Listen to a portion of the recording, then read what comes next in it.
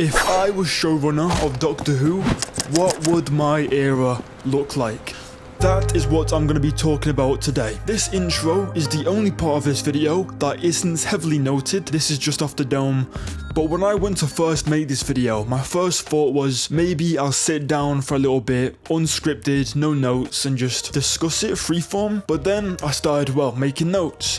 And long story short, I've now got a 15-page document that I'm gonna go through. So this is what I would do, how I would approach an era of Doctor Who. I go through casting, visual style, TARDIS, sonic screwdriver, outfit, what sort of stories there'd be. I cover the episode plots of a full first series, and they're not super in depth or anything because, that would just take way too long.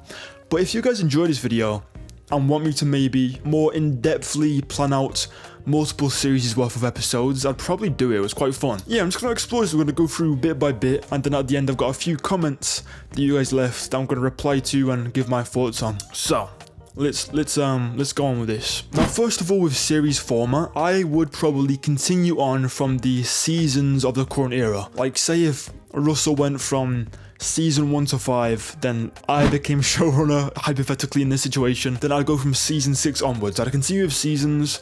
In an ideal world, I wish we continued on with series 14 and 15, but if we're back at seasons now, I'd rather just accept that and continue on from there, if that makes sense. Now, casting.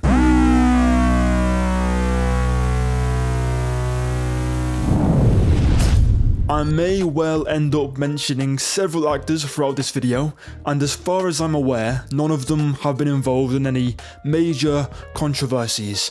I've not seen any of them say anything terrible, but just in case I'm wrong and there are things I've missed, let me know in the comments by all means, but be friendly and let's just enjoy this hypothetical together, okay? Thank you. So first of all, the Doctor. Who would I cast as the first Doctor of my era? And the first person that came to mind for me was Helena Bonham Carter. I hope I'm saying that name right. Obviously, she was in Nolly. She worked with RTD on that. She was in Harry Potter. She was in Alice in Wonderland. She's been in a lot of things. Very well-known actress. So why Helena? After a couple more youthful doctors in Jodie and Ncuti, I think it's time to have another doctor with a more similar age to, say, Peter Capaldi.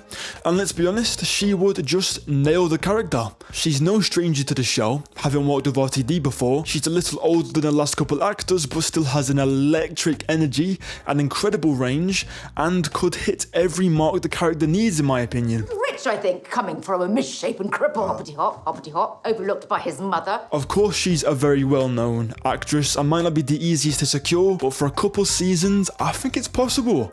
And Doctor Who is huge. Now, for the main companion. There's gonna be one main companion, but we'll get to that.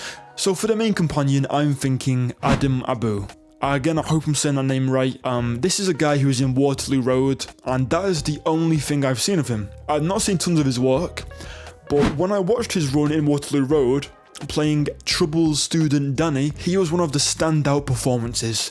And it's the kind of vibe and range that I'd want for this era's companion, or this season's companion. Now, I believe, based on an old news article I found, that he's from or has lived in or around Liverpool too, which is where I want the domestic elements of this first series of mine to take place. I just like Liverpool, and I believe he was born in 2003, making him roughly 21 or 22 now, and I really want the older Doctor, younger companion dynamic.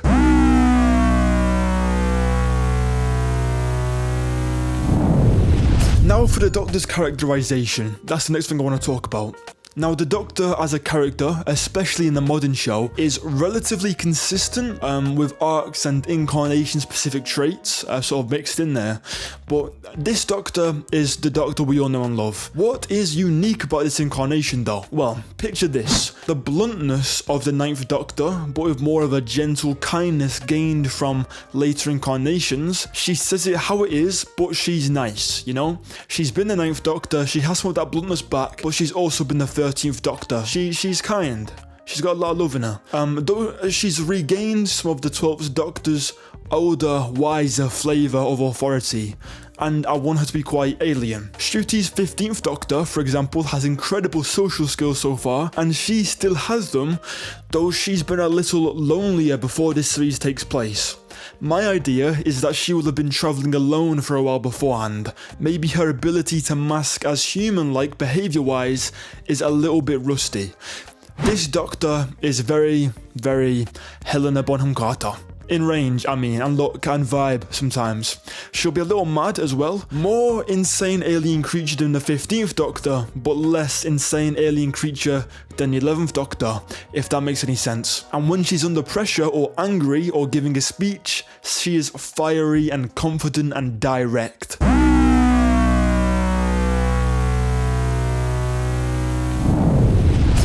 The Doctor's outfit. Now, I'm no fashion designer, so I won't attempt to fully design an outfit for this Doctor from scratch, but what I have done is created a mood board. I'm thinking pinstripe, long overcoats, button-ups, very businessy, maybe a little mob bossy, and maybe even a little hat every once in a while could be cool. This is the kind of vibe that I'm thinking in this here mood board.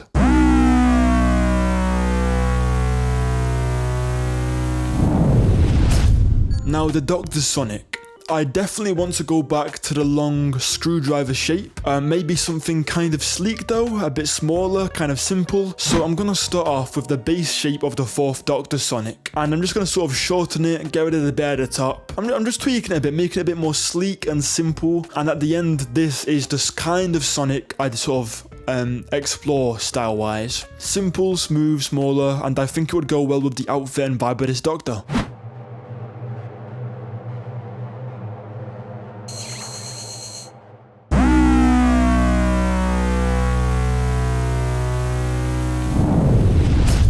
Now, TARDIS design. So for the TARDIS, I've made another mood board.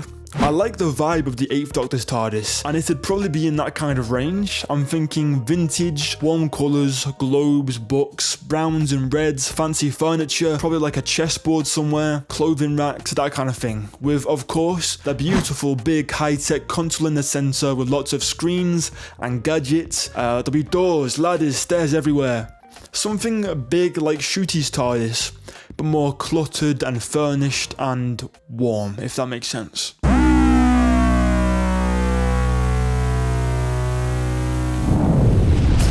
Now, series structure, let's talk about that. I wanted to try and run off the kind of structure the last few seasons have had, but if I was showrunner, if I could, I'd really push for at least 10 episodes. Still 45 minutes each to be realistic, as I'm not sure I'd really have the power to push for anything more. Though if some episodes could be pushed to 50 or 60 minutes where the story would really benefit, best believe I'd be fighting for that. That's the minimum really for me. I'd also want a couple two-parters.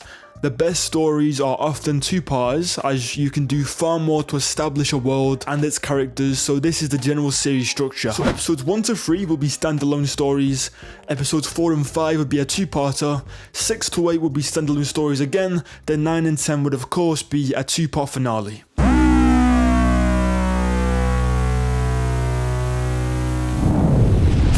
Episodes.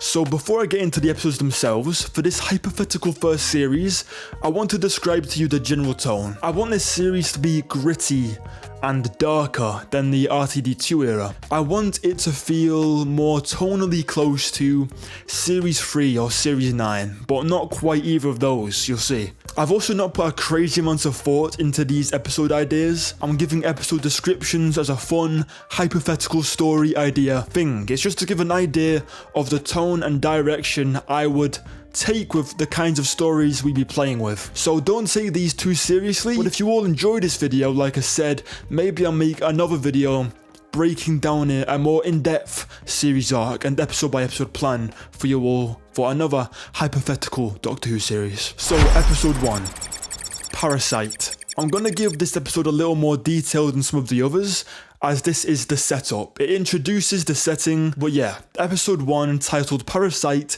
is going to be gritty, witty and dark. We open up in Liverpool, a dingy, working class, underdeveloped estate, and we meet Arlo, played by Adam Abu. Again, I hope I'm saying that name right. Arlo is with his mate, Leon, and they are stressed.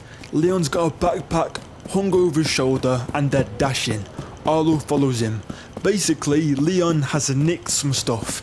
He's a thief. A group of angry men are not far behind them, chasing them. They turn into an alleyway.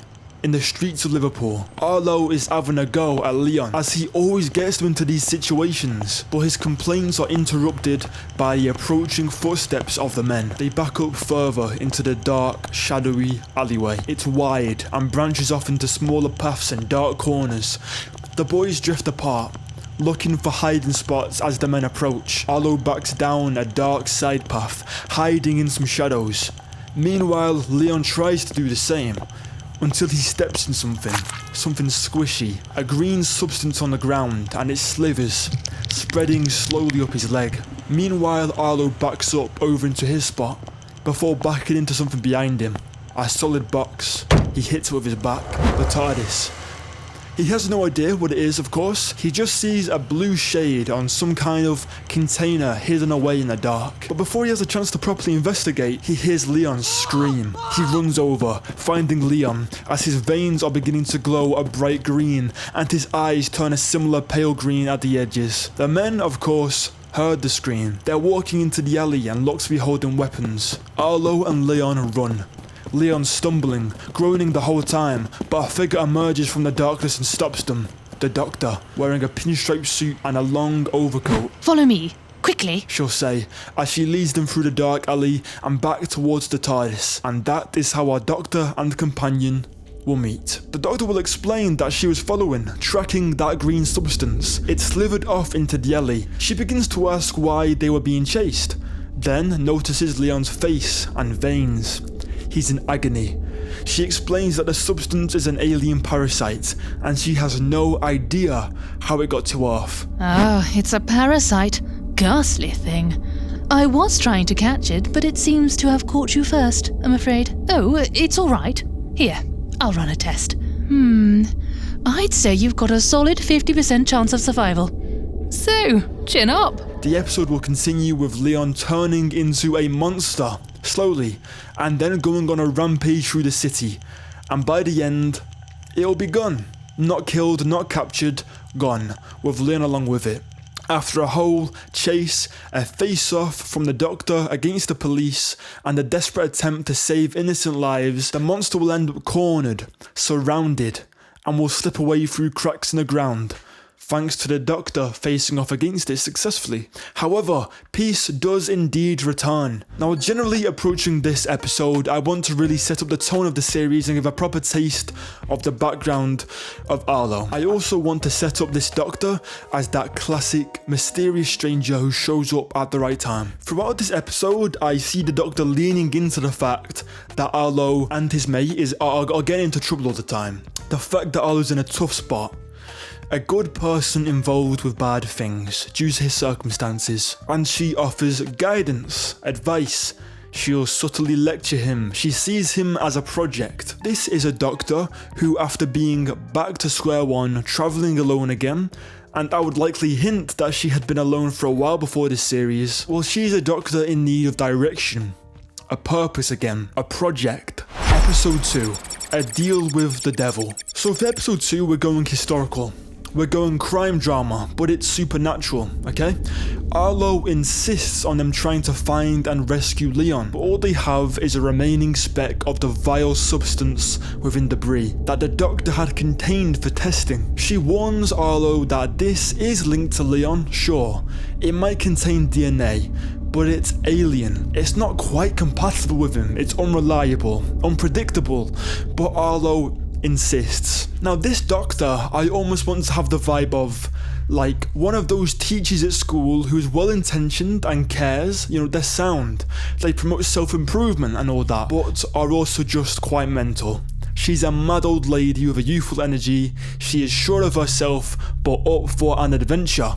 And that is why she goes along with this either way. She might not yet consider Arlo a companion, but she ran into him whilst he was in trouble last episode and helped out. And she's taken a liking to him. And now that he himself has requested an adventure, he's requested they try something, she goes along with it. Now, attempting to track some kind of genetic reading, the TARDIS locks onto something and whirs away, taking them back to the 1940s, where they run into Leon's grandfather, a Liverpool crime boss. as he's about to make a deadly deal with a demonic supernatural creature who promises him power and fortune in return for the souls of innocent victims. So what? You thought you'd just sell your soul?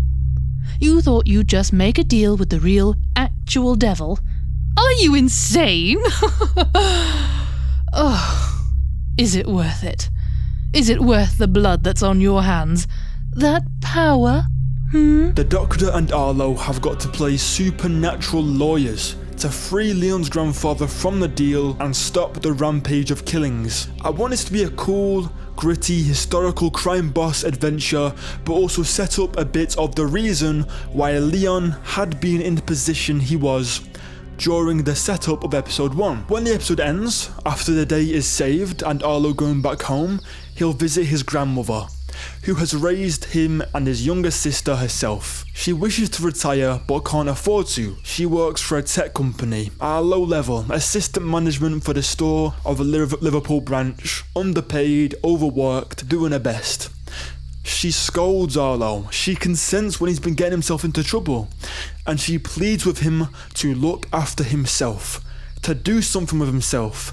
Arlo isn't sure what to tell her, but he promises that he'll stay out of trouble. Then he runs off, down the street, over to the mad old Doctor and the TARDIS. He had asked her to wait there whilst he pops in, because he isn't finished yet, and the Doctor is very okay with that. She thinks she has more to show him, more to teach him. She thinks she can save him, and she wants approval. She wants to be needed, to be helpful, constantly in search of the family dynamic that she has experienced and lost time and time again. Episode 3. The Redemption of Hellskra. We're going full on alien planet sci-fi, people. Arlo is beginning to embrace TARDIS life after getting really into his role during the last episode. He welcomes the distraction from ordinary life. He treats it like a pause whilst he works things out, so to say. The Doctor takes him to a distant planet, foreign to the future, called Hellskra, just to see it as tourists. It's a planet full of wacky, colourful, wonderful looking aliens. Shops, business, tourist attractions, the works. The planet is rich in resource. It's happy. It's bright, it's peaceful, until the Doctor and Arlo witness the beginning of a cruel and wicked invasion by an alien species who wish to take over the planet and harvest its resources. The alien race in question? The far future, space-exploring human race. And the Doctor and Arlo aren't gonna let that happen. So, you know who I am, yes? And what? Your higher-ups are cheering? Because the Doctor is here to save humanity once again? Do you know why I've saved your planet so many times? Because you were victims, invaded by superior beings. But now... now you're the bullies, the invaders. And you expect me to stand by you blindly? How pathetic. The Doctor during this episode is going to be all big lectures, overconfidence, let me tell you why you're wrong, until it doesn't work. Arlo has a more brutish approach. He wants to look after this innocent alien species, but does so by approaching the situation more conflict heavy. And it works. Now, I'm purposely vague. I'd probably get a guest writer on this one, as a showrunner. That's the general idea. I like the sound here for the characters and the tone, but let's get some new talent to play around with that idea. Now, episodes 4 and 5. Not sure what the names would be. This would be the first two-part story of the series, and I would probably opt to have a guest writer once again take charge on writing this two-part most likely. But I would give a prompt or idea, and I definitely have some additions near the end of the second part of this to tie into the overall character journeys. But an important thing for me here is that I believe for Doctor Who to develop more villains to be as iconic as the Daleks and Cybermen, we need to reuse more New Who villains. This has been done with the Weeping Angels, of course, but nothing else on that level, I don't think. So I'd approach an era of Doctor Who with the idea that new villains are great, but we need to reuse others. Every series. And not just the Daleks and Cybermen, also the New Who inventions. So, for this two-parter, we're bringing back the Vashta Nerada from the Silence of the Library two-parter in Series 4. The Doctor has previously stated that swarms of the Vashta Nerada, as huge and aggressive as the ones encountered in that story, were rare.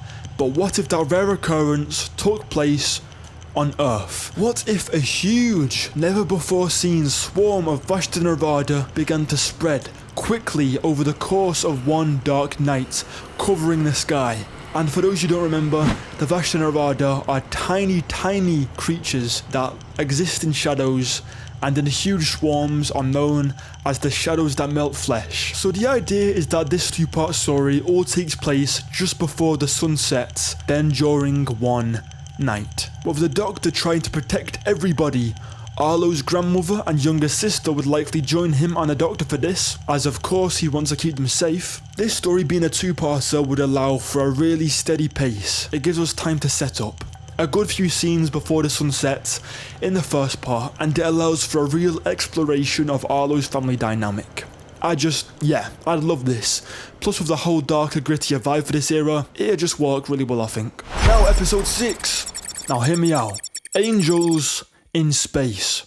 Humanity is heading into the stars once again to colonize and occupy a new planet before Earth becomes too uninhabitable. But as a group of astronauts begin a mission to land on a planet and start setting up the first human colony there, their journey is interrupted by something that found its way onto the ship when nobody was looking. A weeping angel. Or is it several? Now this ship is bigger than a tiny shuttle, but it's not a big ship. It's a relatively small ship, and it's not a big crew either, until the Doctor stops by to help. Sorry, hate to show up unannounced. Lovely ship you've got here. Very rustic. Rather low tech for the 22nd century, I would have thought. No wonder your security was breached. This will be a companion light episode, I believe. At the beginning, the Doctor might speak to Arlo, who says, "Sorry Doc, not today. I've got family stuff to deal with." And we'll get back to that. But in this episode, the Doctor, a few crew members, and the Angels are on a ship. Boom, kapow. I know it might sound weird or simple or lazy or whatever, but listen, trust me, trust me. Basically, I want the Doctor, now a few episodes in, to just get the chance to be the Doctor in a focused story with her playing off a small group of strangers. She'll pull the classic Doctor cards to gain trust and authority and to help. Again, I'd likely give this idea to a new writer to step in and have a crack at, but I do like the idea of her opening up to one of the characters on board during a particularly tough moment, a moment of still tension, and I want the Doctor to be interrogated about the way she showed up out of nowhere to save the day. This is a Doctor too used to being the Doctor. She's bored and lost and great to help her now, but what's it all for? And someone's gotta die in this episode, maybe most of the crew. Doctor Who needs more big stakes. I, as a showrunner, would not be shy about the idea of killing people off. Bittersweet endings, real sacrifice, yes please. Episode 7, Come and Find Me. Dr. Light. Taking place at the same time as episode 6, with a Companion Light and Dr. Light episode. Hopefully that means I can convince whoever I need to convince to make this a 10 episode series rather than 8 like the last couple. So this is Dr. Light, taking place at the same time as episode 6. The reason Arlo didn't come with the Doctor on a last journey to space is that he said he needed to sort out some family stuff. And this is part of the reason why I want Arlo's family involved in episodes 4 and 5, as I want the audience to build a strong connection to Arlo's younger sister. You see, in this episode, a new online content creator has been blowing up. The kids love him. He's fun and kind and relatable. He opens up about his feelings. He's charitable. He looks out for the lonely kids, the weirdos, the outcasts. He is there for them. And as young fans sent him online fan mail expressing their love and admiration, they start getting replies from their favourite e-celebrity. He's grateful. He gives advice. They're all his favourite. He even offers to meet them in person, as long as they don't tell any grown-ups. And when these kids arrive At the agreed location, they are lured into a dark room where a hideous monster captures and eats their flesh, feeding on their love and fear and desperation. And today, Arlo's younger sister, in a little house, with an older brother who gets into trouble, a grandmother working all the time, a girl underperforming in school who isn't very popular, can't afford to do all the same things and take part in all the same things that other people in the school do. Arlo's younger sister has been acting shady, so Arlo notices when she sneaks out of the house at night and he follows her. It's on him to save the day. He's got no doctor, no Leon, just his street smarts, when his younger sister is lured by this horrific monster. All he has is his ability to spot when somebody is up to no good. He has to be resourceful and quite a remarkable older brother coming to save his little sister. And it's not going to be easy, and although he may save his sister in the end, there will have been a long line of victims beforehand who weren't so lucky. Episode 8, Facility 53. Arlo gets a phone call. It's Leon. He says that he's okay now. He of course meets up with him and the doctor, who insist on bringing him into the TARDIS to run a scan. But all he needs is a moment next to the console. Then Leon places his hand onto it, and his veins glow green again as the parasite slithers out of his fingertips into the TARDIS itself. The doctor will then explain, after running her scans, that this parasite had been dormant. It's clever.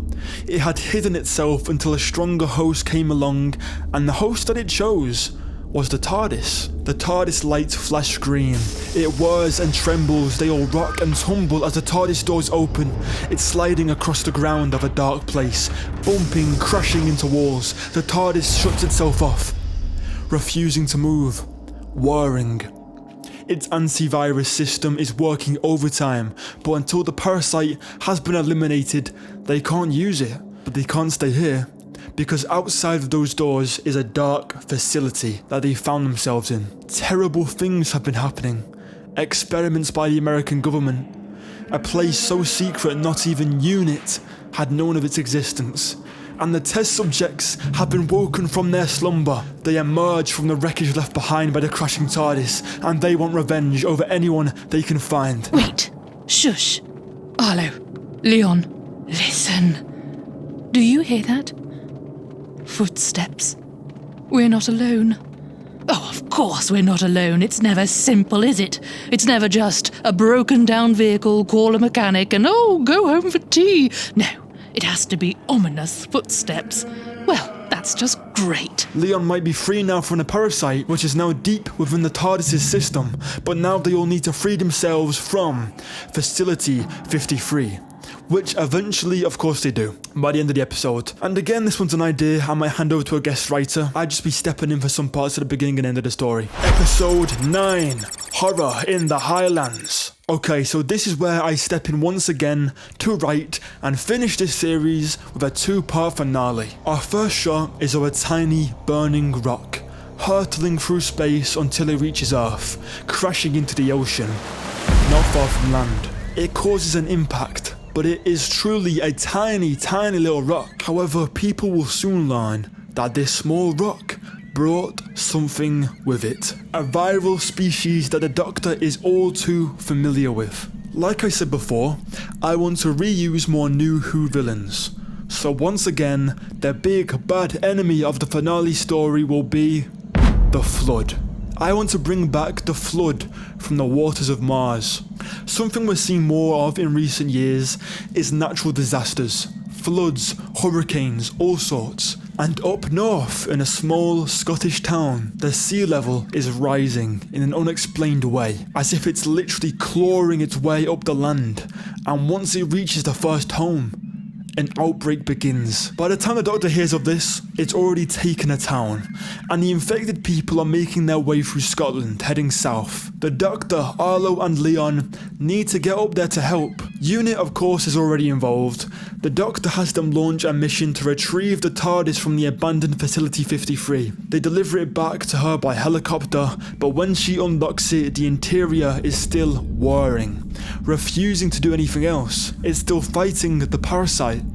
They have no TARDIS, so with the outbreak up north, it's going to be a lot harder to get in, get out and contain the spread without the Doctor or others getting infected.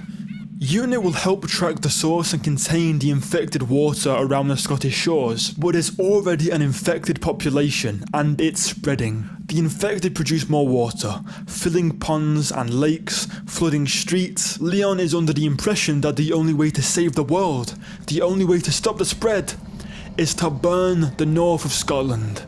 Kill the infected, drop a nuke or something. The Doctor, of course, refuses. Meanwhile, the people in the surrounding Scottish towns take up arms, shotguns, pitchforks, but it doesn't do much to hold them back. Families are being torn apart during the chaos of trying to fight, hide or flee, and everyone is turning to the Doctor to save the day. Episode 10, The Long Lake. Now going into the second part of this two-part finale, the very last episode of the series, the Doctor finds herself under pressure. The outbreak of infected people in Scotland is spreading, killing, infecting, and the north of Scotland is flooding with water. It makes its way through the hills, towards more populated areas. UNIT is looking to the Doctor to make an order, though they're running out of patience. If the flood reaches a city, they say, they have no choice but to burn all infected areas to ashes. Leon pressures the Doctor, stating that she has to stop delaying and that the longer she waits, the more people will need to die. Arlo, on the other hand, trusts the Doctor by this point, though the idea of the flood getting anywhere near Liverpool and hurting his family is terrifying. Under pressure, the Doctor thinks, and has the beginning of what could possibly be an idea. Right, quiet down, soldier. Let me think. Think. Okay, you, floppy hair. Assemble the troops. I want immediate evacuation procedure. Kate, keep the Prime Minister occupied. Arlo, follow the one with the lovely white coat. Why? Well, you're going to have to address the nation, darling. She orders UNIT to send soldiers to begin a safe evacuation process. Anyone who isn't infected needs to be rescued. Anyone in a nearby town needs to be warned and evacuated. They move, things begin to happen. Things begin to escalate. Kate Lethbridge-Stewart is confronted by the Prime Minister and does all she can to stop the government from doing anything stupid and drastic. She tries to keep the Doctor in charge for now. The Doctor sends Arlo to broadcast a message using UNIT technology. Televisions across the UK are interrupted. We see Arlo's grandmother at home watching as Arlo's face appears, warning everyone to move south if they need to or stay in their homes. He tells everybody that the infected water should be contained, but they should avoid using tap water just in case until they can confirm that it's safe. Soldiers line up on the borders of the city of Inverness as water begins trickling down the surrounding hills, followed by dotted zombie-like infected people. The Doctor heads back to the TARDIS, trying to pep talk it as it fights its own infection. Leon joins her. He says he feels like he may still be connected to the green parasite in some way. He can feel it pulling, like his brain is sensing it. He leads her through the hallways of the TARDIS, which loop and turn as it fights. They enter a dark room deep in the TARDIS. This Doctor hasn't even explored this far into the current ship design yet, and inside of this room is a huge, glowing, throbbing green organ. It's slimy, wriggling and spread all across the wall of the room. Leon explains how, when he was first infected, the parasite didn't take over his mind straight away. It began slowly, and he has an idea. He asks if the TARDIS could help the Doctor save everybody. She confirms that it can, and so Leon does what he feels to be necessary. He presses his hand to the glowing, growing parasite, allowing some of the green substance, now spreading, to once again enter his system. It wraps around him, and his veins begin to glow green. But before he transforms too far, he uses his increased power to start aggressively punching, kicking and hacking at the parasite on the wall, pulling it off, tearing it apart, killing it, and as the parasite weakens, the TARDIS begins to whir louder and light up. It's now strong enough to fight back quicker. and before long the parasite shrivels and greys. The TARDIS is back in action. Leon runs out of the TARDIS, requesting that unit's current scientific advisor locks him up. He begs that after he turns, they try to cure him. The scientific advisor promises to do all they can, and the Doctor, now equipped with the TARDIS, takes Arlo with her as she flies out to Scotland. The TARDIS levitates over a huge, tall pit in the north of Scotland. She'll do some silly timey-wimey TARDIS stuff to source the TARDIS's future, past and present plumbing to create a time-looped water source. She uses a great big tube, very DIY, to pour huge amounts of water from the sky, creating what seems to the flood to be an infinite water supply, appearing from nowhere right in the heart of the Scottish Highlands. They all turn, sensing it. UNIT has been holding them back from the ocean itself, so to them, this might be the best thing they have. The infected horde slowly approach the falling water from all angles. The Doctor has Arlo hold the tube and he asks what she's going to do. She explains that she won't burn Scotland, but if she can get all of the infected people together, she can freeze them. UNIT can contain frozen infected people with no problem, which means that one day they can be saved. It's not a happy ending, but it's the best that she can do, and so she does it.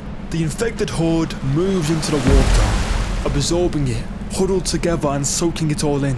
UNIT follows the Doctor's orders.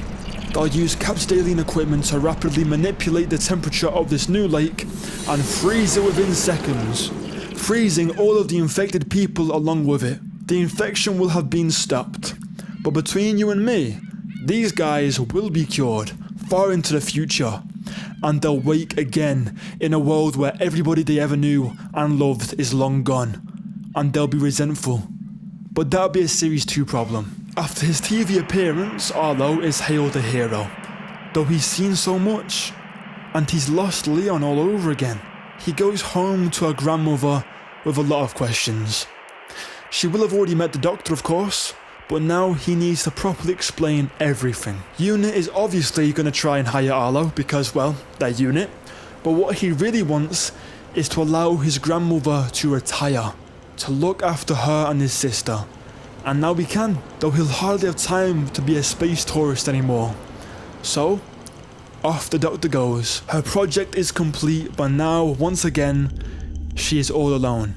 And she needs to learn to be okay with that, which will be a Series 2 arc. Now, I'm not going to break down every episode story for the entire era. This video isn't about that and it'd take way too long. This is more about setting the tone, the direction, etc. But future storylines could of course continue with the infected people, like I said, waking up cured in a far future and having resentment against the Doctor when everyone they know is long gone. Of course, Leon isn't dead, just contained, so more can be done with that. This Doctor could have a clearer arc after this series, but this one is more focused on establishing her and the new era. I would definitely continue the idea of reusing modern villains though to create more classics as well. Hello, it's Editor Justin here. I'm just stepping in to do a little epilogue to this episode section before we move on to the other topics and finish up this video. And I was thinking editing this that it's sort of difficult to express or demonstrate all of the nuanced ways that this hypothetical era is unique or worthwhile without actual scripts and performances and directed shots. All I've really had to give you is casting and tone and ideas, and the key things that I've said along with what you've already seen and heard is that I want an older Doctor for this first Doctor of the era and a younger companion from a place like Liverpool. I want more new writers, reoccurring villains without sacrificing new ideas. I want to stay true to the tropes of Doctor Who. I want the Doctor to be a lecturing figure, teaching a lesson. I want scary monsters and big swings. I want fun characters in gritty situations and gritty characters in fun situations. I'd of course be able to give more examples of why these things would work or why I believe in this hypothetical era if I had more in-depth breakdowns or scripts. So again, let me know in the comments what you think of this video, and if you want me to make a video breaking down in more detail episodes for a full 3-series arc. Or let me know if you want me to try to even take one of the ideas from this video and attempt to produce a full Doctor Who fan-made audio drama episode. I'd be happy to try. This is just a fun, hypothetical, throwing ideas at the wall kind of video, giving my opinions and thoughts on things, and I hope you enjoy it. So much time and effort and work has been put into this video. I've spent more money on this video than I have on any other, so I hope you appreciate it and have a good time and enjoy it, and let me know what you think in the comments. Okay, let's get back to the video. Thank you.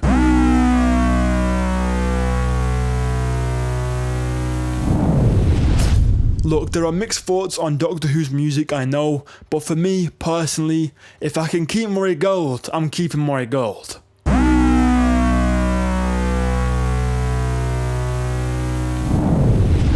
Branding and marketing. Okay, so logo-wise, I'd be pretty down for keeping the current RTD2 era logo. I do somewhat worry that changing the logo too much is bad for building a strong brand image. Perhaps we tweak it. Make it sleek. Maybe we'd make the sleek outline version of the current logo the main one, but I try to retain some consistency to make this new era still feel like a continuation.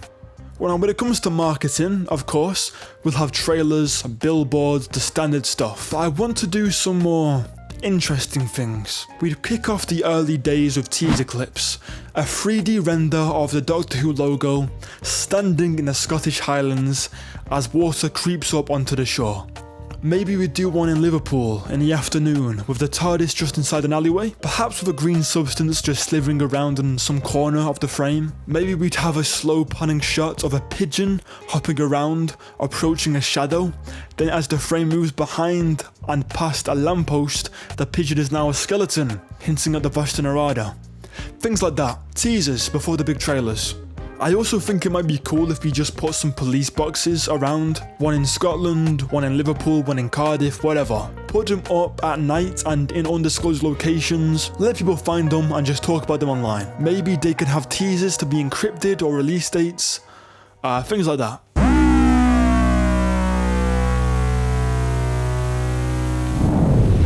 Now when planning this video, I made a YouTube post asking if there are any other things you'd like me to cover in this video, so I'm going to go through a few of them now. This person commented, release timing and international availability. What time of year will it air? Are you sticking to Disney Plus or going back to how it was before the deal? So I think sticking to a streamer deal would probably be best for international availability, whether that's Disney Plus or another option. And I'd really want to go back to episodes becoming available at the time they air on Saturday evening on BBC One. However, if there's some way that the weird release times they've been doing recently are actually beneficial, if having the show available early for the US than the average UK airtime is genuinely good for the show, and I don't know if it is, then I'd rather do midnight drops they were doing last series than the 8 AM drops they're doing now.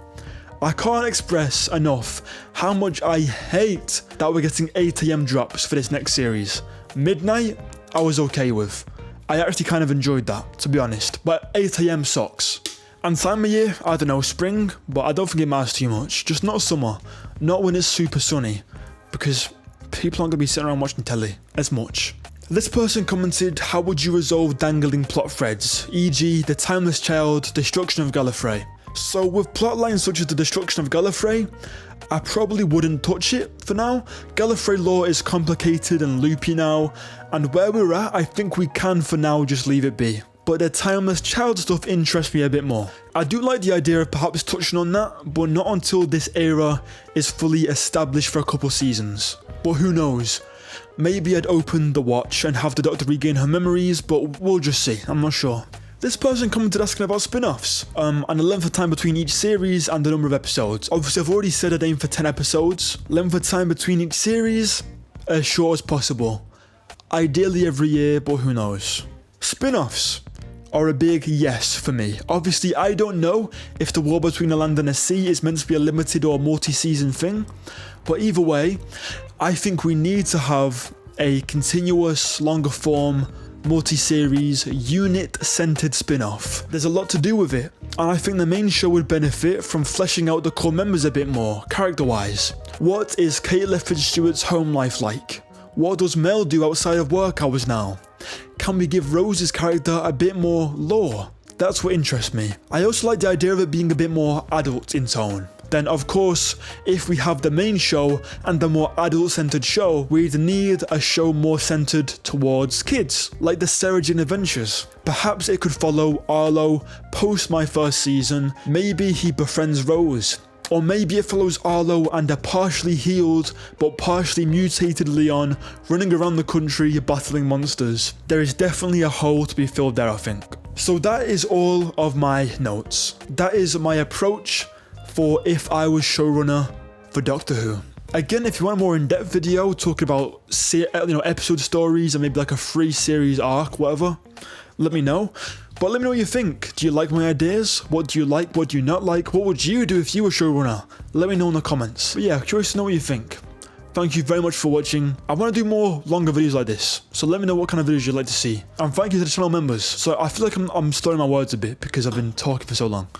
But thank you to the channel members. I appreciate the support so much. Yeah, I'll see you all next time. Bye bye. Mwah.